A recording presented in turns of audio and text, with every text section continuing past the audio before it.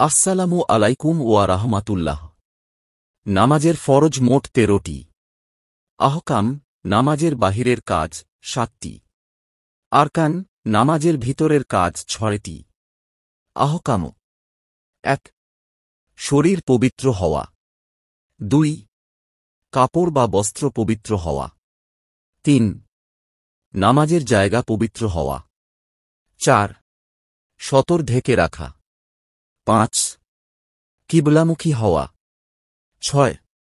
ওয়াক্তমতো নামাজ আদায় করা। ৭. নামাজের নিয়ত করা।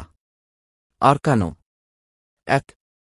তাকবীরে তাহরিমা আল্লাহু আকবার বলে নামাজ শুরু করা। ২. দাঁড়িয়ে নামাজ পড়া। ৩. সূরা ফাতিহার সাথে কুরআন পড়া। ৪. রুকু করা। ৫.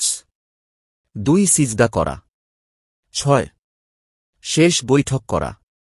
নামাজ ফরজ হওয়ার শর্ত: মুসলিম হওয়া, সাবালক হওয়া, সুস্থ মস্তিষ্কের মানুষ হওয়া।